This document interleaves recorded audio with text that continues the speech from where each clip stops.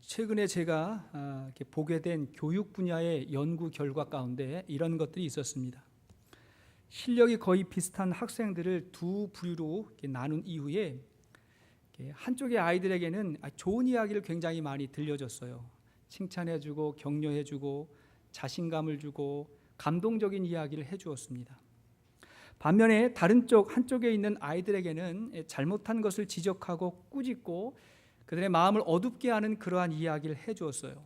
자, 그런 다음에 테스트, 시험을 보게 했어요. 자, 어떤 아이들의 점수가 더 좋았을까요?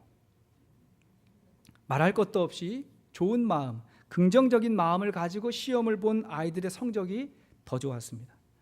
그러니까 항상 격려와 칭찬을 먹고 자신감 있게 살아가는 사람은 영향력이 극대화돼요. 있는 것이 극대화되는 거예요. 그러니까 중요한 일을 남겨준 사람에게는 어떻게 해야 돼요? 칭찬하고 격려해야 됩니다. 자녀들 시험 보러 가는데 야단치면 안 돼요. 칭찬하고 자신감을 줘야 돼요. 또 이러한 연구도 있었어요. 역시 비슷한 실력의 학생들을 두 부류로 나누었어요. 총 100문제의 시험 문제지를 놓고 한쪽에 있는 아이들에게는 정해진 시간에 이 100문제를 다 풀라고 그렇게 이야기를 했어요. 그리고 다른 한쪽에 있는 아이들에게는 너희들 스스로 문제 수를 정해가지고 하고 싶은 만큼만 20문제 혹은 30문제, 50문제 하고 싶은 만큼만 풀라고 먼저 이야기를 했어요.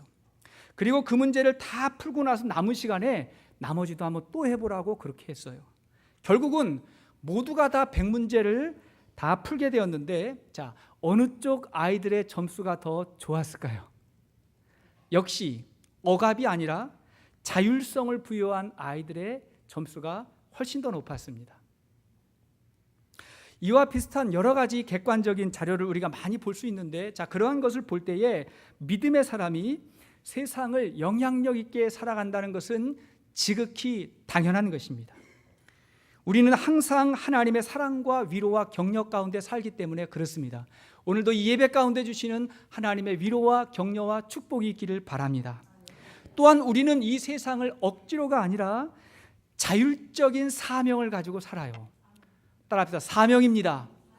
자율적인 사명을 가지고 살아가는 거예요. 그런 우리가 어찌 그렇지 않은 사람하고 똑같은 삶을 살 수가 있겠습니까? 여러분, 긍정적인 사고를 가진 모든 사람이 다 구원받는 건 아니지만 구원받은 사람은 긍정의 사람이 됩니다. 그래서 신앙은 긍정의 삶을 가능하게 하는 거예요. 우리의 믿음은 긍정의 삶을 가능하게 합니다. 우리가 세상을 살면서 때로는 사람 때문에 상처받을 때도 있고 환경 때문에 고난받을 때도 있어요. 언제나 두 가지예요.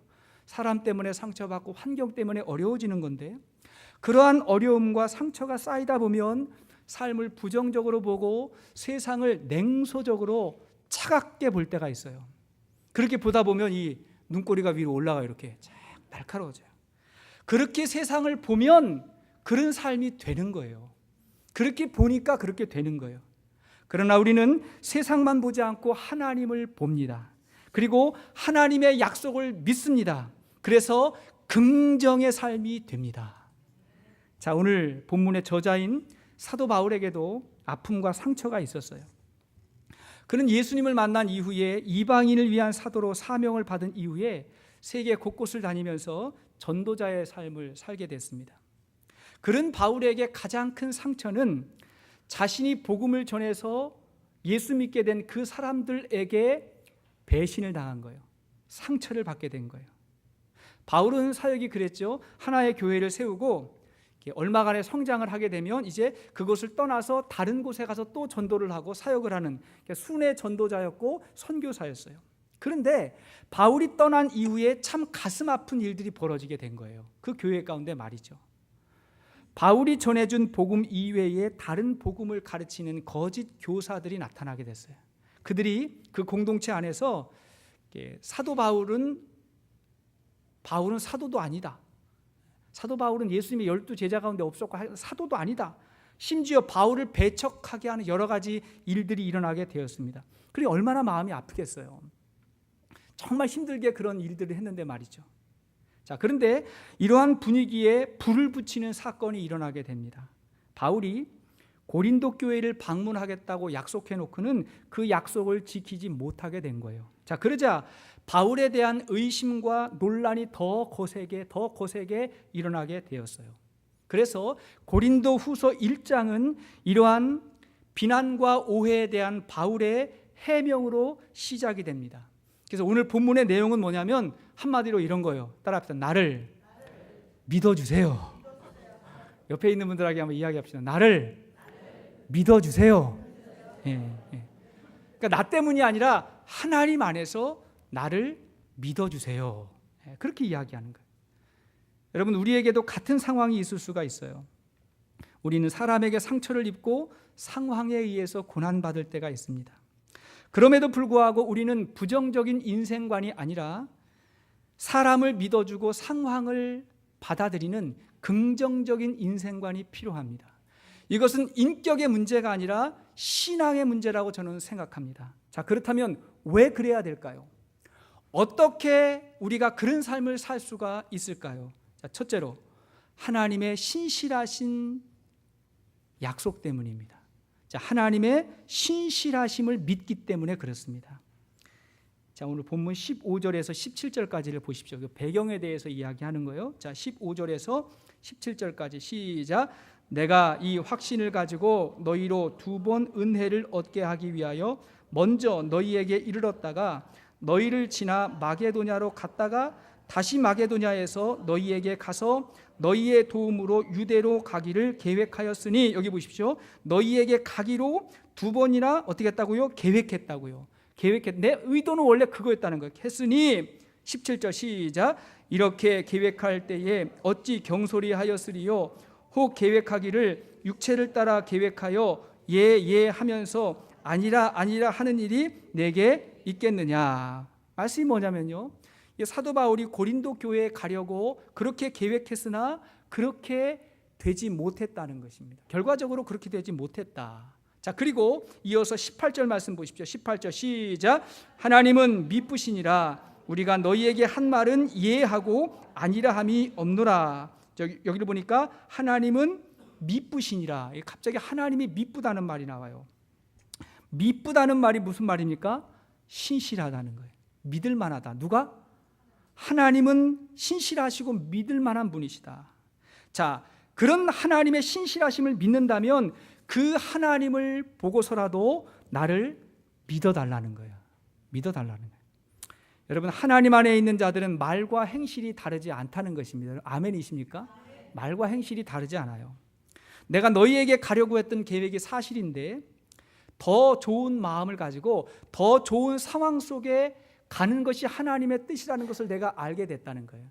그 하나님 앞에 하나님의 계획을 가지고 내가 있으니까 하나님 안에 있는 사람들이요, 나를 믿어달라 그러는 거예요. 나를 믿어달라. 주위에 계신 분들 어떻습니까? 신뢰해 주십시오. 믿어 주십시오. 하나님 때문에 그런 것입니다. 만일 우리에게 믿음이 없다면 어떻게 될까요? 사람에 대한 믿음이 없다면 우리의 인생은 점점 고립됩니다. 왜냐하면 상처와 어떤 아픔과 이런 거에 대한 신뢰가 없기 때문에 자꾸 감옥이 되는 거예요, 인생이. 그리고 자꾸 고립돼 갑니다. 그런 기회를 자꾸 상실해 가요. 하나님에 대한 믿음이 없다면 불신과 불안으로 우리는 인생을 살아가게 될 것입니다. 여러분, 이 세상은 공중의 권세를 잡은 악한 마귀와 인간의 죄악으로 인해서 항상 문제가 많아요. 세상은 천국이 아니기 때문에 항상 문제가 많아요. 그러니까 세상이죠. 그러나 우리는 그 세상 속에서 하나님의 부름을 받고 하나님의 신실하심을 믿습니다. 그래서 우리가 기도하기를 이렇게 기도하죠. 뜻이 하늘에서와 같이 땅에서도 이루어지리다. 하나님의 신실하심을 믿고 하나님의 뜻을 구하는 것입니다. 근데 세상을 보면 참 문제가 늘 문제를 이야기하잖아요. 문제일 수도 있죠.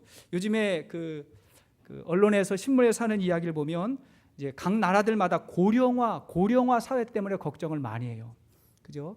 그 2차 세계 대전 이후 우리 같은 경우에 한국 전쟁 이후에 그 베이비 세대들이 부부들이 많이 나와가지고 그들이 이제 늙어가면서 고령화 문제로 각 나라들마다 어려움을 겪고 있는데 한국도 이제 그런 문제에 직면했다는 거예요. 그러면서 막 여러 가지 걱정을 많이 하는데, 근데 제가 제 생각 가운데 그런 기억이 있어요. 제가 지금도 기억해요. 그날을.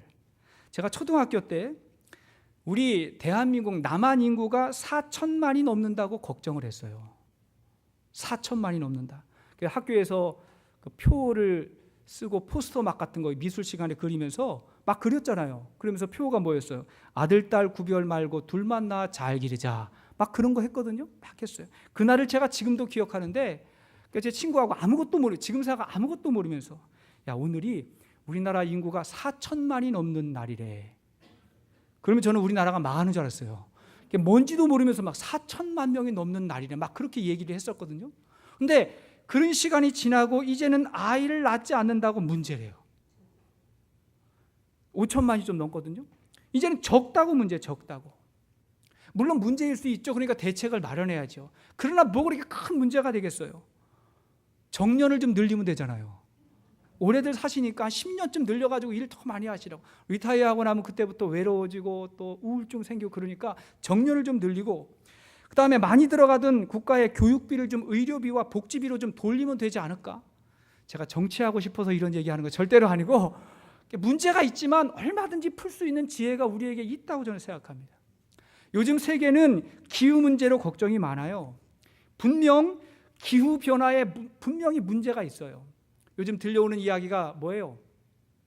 이렇게 기후 측정 이후로 가장 최고의 더운 날이었다. 그런 이야기 우리가 듣게 되고, 그 다음에 큰 지진이나 쓰나미 같은 거 나면 정말 한 번도 경험해보지 못했던 그런 지진이었다. 그런 이야기들 이렇게 많이 듣게 되는데, 그러나 여러분, 세상만 보면 그렇지만 하나님을 보고 성경을 보면 이미 예견된 일이에요. 마태복음 24장을 보면 예수께서 말세의 징후를 말씀하셨어요. 자, 마태복음 24장 6절 이하의 말씀 보십시오. 자, 시작. 난리와 난리 소문을 듣겠으나 너희는 삼가 두려워하지 말라. 이런 일이 있어야 하되 아직 끝은 아니니라. 민족이 민족을, 나라가 나라를 대적하여 일어나겠고 곳곳에 기근과 지진이 있으리니 이 모든 것은 재난의 시작이라. 이미 성경에 말세의 상황을 이렇게 이야기하셨어요. 그러니까 이 세상이 성경대로 되어가고 있다면 믿음의 사람이 어찌 걱정만 할 수가 있겠습니까? 더욱 믿음을 붙잡아야 돼요. 진짜 걱정해야 될 건 뭐냐면 마태복음 24장 읽어보면 그런 이야기가 나와요. 상황이 그럼에도 불구하고 노아의 때와 같이 아직도 먹고 마시고 즐기기만 하는 그 세대, 그런 상황을 보고 걱정하라고 이야기했어요. 진짜 걱정해야 될 것은 믿음이 없음을 걱정해야 되는 것입니다. 혹 이웃을 향한 우리의 믿음이 상처가 되고 우리의 삶에 고난이 지속되는 것 같아도 우리는 여전히 사람을 이해하고 상황에 대해 견뎌야 됩니다. 그렇다고 사람이 믿을 만해서가 아니에요. 사람은 믿음의 대상이 아니고 사랑의 대상이라 했죠. 그럼에도 불구하고 왜 이해해주고 인정해주는 거예요? 우리가 하나님의 약속을 믿기 때문에 그렇습니다. 하나님을 믿기 때문에. 지금 사도 바울은 하나님의 신실하심에 호소하고 있는 거예요.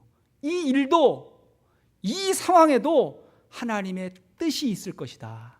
따라합시다. 하나님의 뜻이 있습니다. 그렇게 하고 긍정을 선택하는 것입니다. 자, 우리가 왜 긍정의 삶을 살아야 될까요? 둘째로 예수님의 십자가 때문에 그렇습니다. 자, 예수님의 십자가 때문에 그래요. 하나님은 우리 인생의 연약함과 불완전함을 누구보다도 잘 알고 계세요.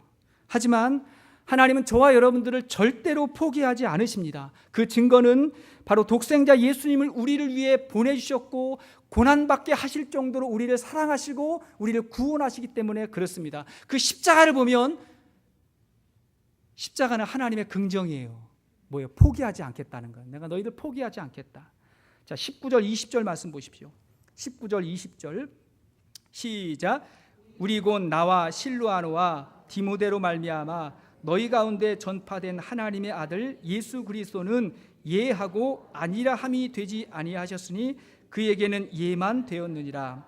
하나님의 약속은 얼마든지 그리스도 안에서 예가 되니 그런즉 그로 말미암아 우리가 아멘하여 하나님께 영광을 돌리게 되느니라. 자, 이 말씀을 보면 하나님의 모든 약속은 그리스도 안에서 예가 된다. 예스가 된다 그랬어요.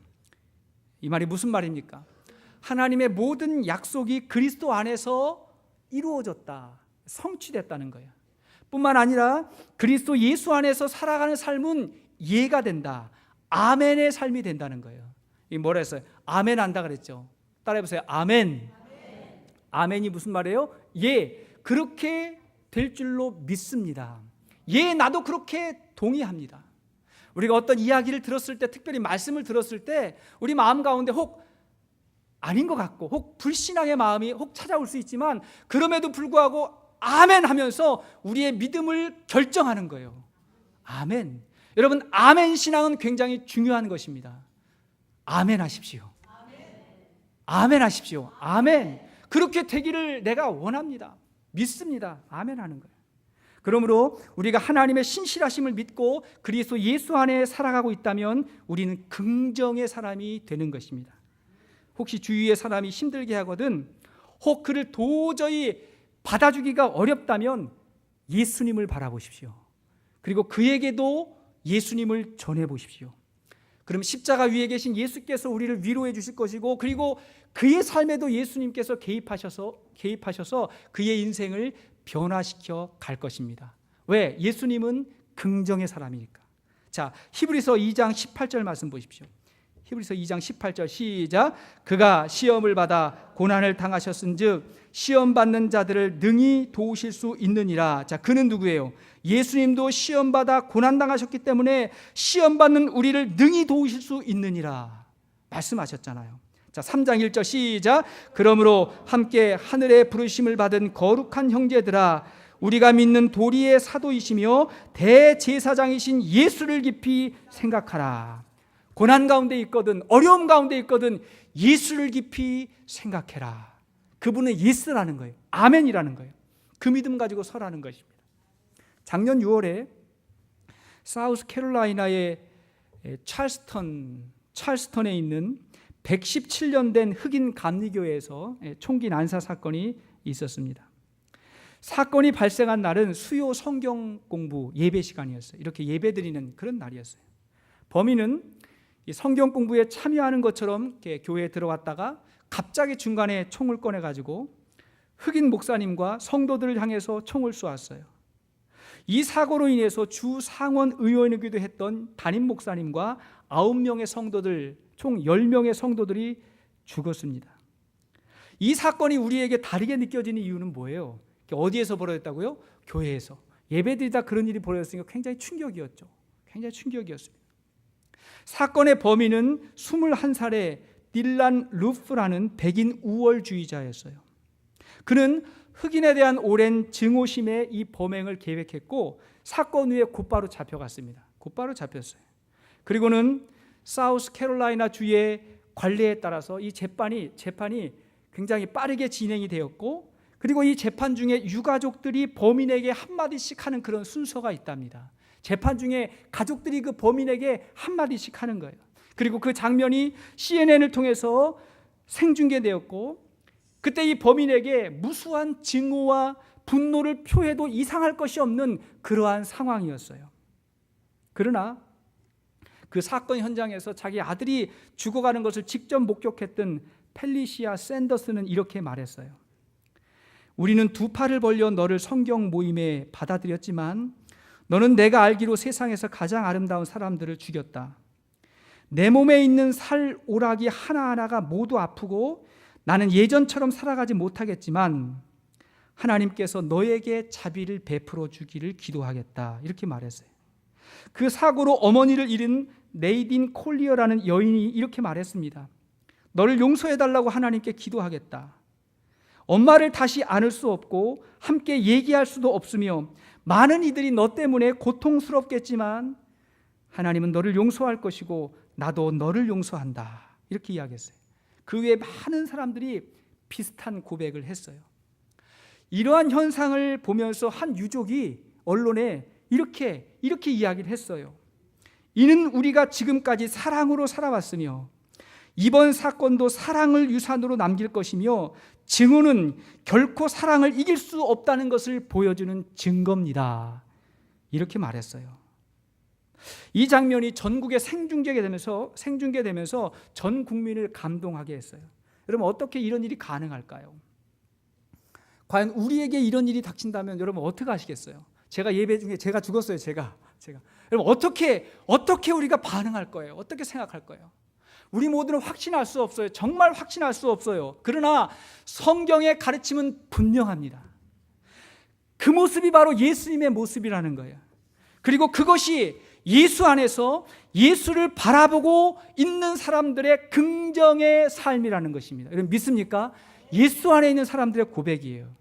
우리는 예수님을 바라볼 때 긍정하지 않을 수가 없어요. 우리를 위해서 십자가 위에 달려 모든 것을 다 주시고 우리를 영생의 길로 이끌어 가신 그 주님을 바라볼 때 우리가 어찌 긍정하지 않을 수가 있겠습니까? 그분 앞에 우리가 감사할 것밖에 없는 거예요. 자, 세 번째, 왜 우리가 긍정의 삶이 되어야 될까? 셋째는 성령의 위로하심 때문에 그렇습니다. 성령의 위로하심이 있어요. 사도 바울은 고린도 교회 성도들에게 자신을 믿어달라고 읍소하면서 믿음의 근거를 하나 더 설명하고 있습니다. 자, 21절, 22절을 보십시오. 21절, 22절. 자, 시작. 우리를 너희와 함께 그리스도 안에서 굳건하게 하시고 우리에게 기름을 부으신 이는 하나님이시니 그가 또한 우리에게 인치시고 보증으로 우리 마음에 성령을 주셨느니라. 자, 21절 보면 우리가 그리스도 안에서 굳건하게 하시고 우리에게 기름 부으셨다. 이건 사명을 주셨다는 거거든요. 누가 그랬다고요? 하나님께서 그렇게 하셨다는 거예요. 근데 그분이 우리를 자기 것이라는 표시로 인치셨다. 도장을 찍었다는 거예요. 인치시고 그 보증으로 우리에게 성령을 주셨다고 말씀하세요. 성령을 보증으로 주셨다. 비록 우리가 의심이 많은 불완전한 죄인의 모습이지만 우리가 하나님의 사람이라고 하는 확신을 주시고 우리의 마음을 더욱 굳세게 하시는 분은 성령님이십니다. 믿습니까? 성령님이세요. 혹 우리에게 있는 용기와 지혜와 담대함이 있다면 성령의 선물입니다. 성령이 우리 안에서 긍정의 삶을 살게 하시는 거예요. 그분이 감동을 주시는 거예요. 아까 우리 유한수 집사님 기도하셨던 것처럼 사람으로는 못해요. 안 돼요. 내 뜻으로는 안 돼요. 그러나 성령이 내 안에서 역사하실 때 그 기적이, 그 능력이 나타나게 되는 것입니다. 자, 그러면 성령께서 구체적으로 어떻게 역사하세요? 로마서 8장 26절 말씀 보십시오. 로마서 8장 26절 시작. 이와 같이 성령도 우리 연약함을 도우시나니 우리는 마땅히 기도할 바를 알지 못하나 오직 성령이 말할 수 없는 탄식으로 우리를 위하여 친히 간구하시느니라. 자, 성령이 우리를 위해서 탄식하면서 뭐 하신다고요? 기도하신다고요. 성령이 우리를 위해서 기도하세요. 자, 기도하시는데 그러면 어떻게 기도할까요? 어떻게 해요? 자, 그 다음 로마서 8장 27절 이하를 보십시오. 시작. 마음을 살피시는 이가 성령의 생각을 아시나니 이는 성령이 하나님의 뜻대로 성도를 위하여 간구하심이라. 자, 성령이 하나님의 뜻대로 우리를 위해서 간구하신다는 거예요. 자, 그 결과가 뭐예요? 28절 시작. 우리가 알거니와 하나님을 사랑하는 자 곧 그의 뜻대로 부르심을 입은 자들에게는 모든 것이 합력하여 선을 이루느니라. 자, 보십시오. 모든 것이 합력하여 선을 이룬다. 여기에 이 모든 것이 무엇입니까? 이 모든 것은 우리 삶 전체예요. 전체. 그 가운데는 우리가 받은 상처와 시련과 인생의 고난을 말합니다. 그 모든 것이 서로 어우러져서 서로 합력해서 선을 이룬다는 거예요. 사실은 과정이 어려워서 그렇지 우리 중 누구도 고난과 상처를 견디지 않고 성장할 사람이 없어요. 다 그런 과정을 통해서 우리가 성장하게 됩니다. 미국의 미식 축구 선수 가운데 레지 파이트라고 하는 선수가 있습니다. 명문 그린베이 패커스 팀에서 6년을 뛰면서 팀을 슈퍼볼 우승까지 시킨 굉장히 유명한 선수예요. 근데 이 선수가 아주 특별한 거 뭐냐면 테네시주에 있는 친내교 부목사님이에요. 그 교회 부목사님으로 있으면서 NFL 프로 풋볼 선수까지 같이 하는 그러한 일이었습니다. 근데 한 기자가 그에게 인터뷰를 했는데 인터뷰하는 도중에 물었어요. 유능한 선수가 되는 비결이 뭡니까? 어떻게 그렇게 유능한 선수가 될 수 있습니까? 묻자 그가 이렇게 대답을 했습니다. 저를 가르치신 훌륭한 코치 덕분입니다.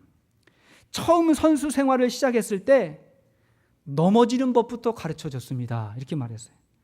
넘어지는 법부터 가르쳐줬다고요. 여러분 우리 상식으로는 그게 아니잖아요. 잽싼 몸으로 빨리 상대 진영을 쏜살같이 달려가서 터치다운을 먼저 하는 걸 그걸 먼저 배워야 할 것 같은데 넘어지는 것을 먼저 배웠다는 거예요. 무릎이 까이고 피가 흐르고 고통스러웠지만 넘어지는 것을 먼저 배우고 나니까 일어나서 뛰어가는 것은 너무 쉬웠다 이렇게 말하는 거예요. 뛰어가는 건 너무 쉬웠다 이렇게 이야기했어요. 인간은 아주 약한 존재입니다. 또한 인간은 실패를 통해서 배우고 성장해요. 문제는 누가 그걸 깨닫고 누가 그걸 인정할 수 있냐는 거예요. 내 마음에 받아들이고 싶지 않은 그런 상황과 그 마음, 그걸 바꿔서 어떻게 그것을 인정할 수 있느냐. 다시 말하면 어떻게 우리가 긍정의 사람이 될 수 있냐는 거예요. 어떻게 가능해요? 성령의 사람이 되어야 됩니다. 성령 충만해야 돼요. 성령께서 도우셔야 돼요. 그러면 가능해지는 거예요. 기적이 나타나는 거예요. 성령이. 최근에 저하고 그 페이스북에 있는 제 친구가 이렇게 동영상을 하나 올렸는데 재미있는 동영상이었어요. 한국에 있는 어떤 개그맨이 얘기를 하는데 술과 종교라고 하는 제목이었어요. 타이틀 술과 종교. 이 말은 뭐냐면 이 사람 주장은 술을 5대 종교 가운데 하나로 포함시켜야 된대요. 술이 종교래요. 그러면서 맞지 않냐고 주님이래요. 술줄자 써가 주님으로 우리는 술을 불러야 돼. 왜냐하면 술을 통해서 되어지는 종교적인 현상이 너무 기가 막히더라는 거예요. 그거 갖다 웃긴 말로 하는데 그럴듯해요. 그러면서 이렇게 그 이유가 5가지가 있는데 뭐냐면 첫째로 어디에나 다 있대요. 어디에나 다 우리 하나님 계시잖아요. 성령님 계시잖아요. 근데 술도 어디에나 다 있대요. 집집마다 다 있고 가게마다 다 있고 해서 술 좋아하는 사람 어디를 가나 다 있대요. 어디에나 다 있다. 두 번째, 때를 기다린대요. 있다고 그게 영향을 미치는 게 아니잖아요. 하나님이 계시지만 하나님의 때가 우리에게 있는 것처럼 술이 때를 기다린다는 거예요. 조용히 냉장고 안에서 기다리고 있다 이렇게. 냉장고 안에 기다리고 있다가 어떤 갑작스러운 상황이 되면 문을 열고 그 자신을 주는 그런 때를 기다린다는 거예요. 세 번째는 뭐냐면 희생한대요. 하나님께서 예수님을 십자가 위에 달아 죽이셨던 것처럼 술은 자기를 우리를 위해서 다 준다는 거예요.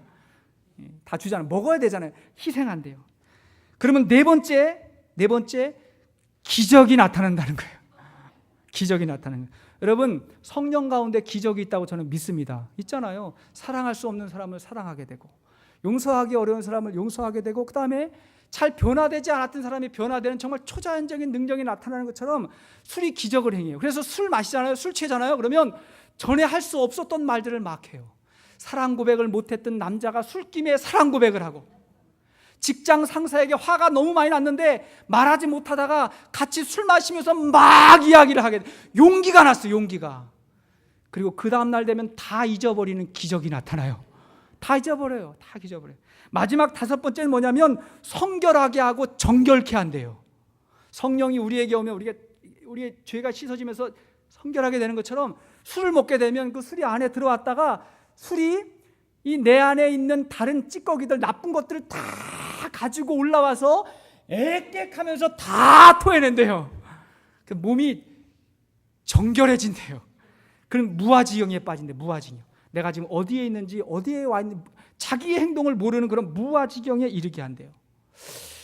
뭐가 좀 비슷한 게 있는 것 같은데 근데 성경은 뭐라 했어요? 분명히 성경이 뭐라 했어요? 술 취하지 말라 이런 방탕한 것이니 오직 성령의 충만을 받으라 그랬어요. 왜 술하고 성령하고 비교했어요? 비슷하니까. 좀 비슷하잖아요. 근데 뭐가 달라요? 확실한 게 달라요. 결과가 달라요.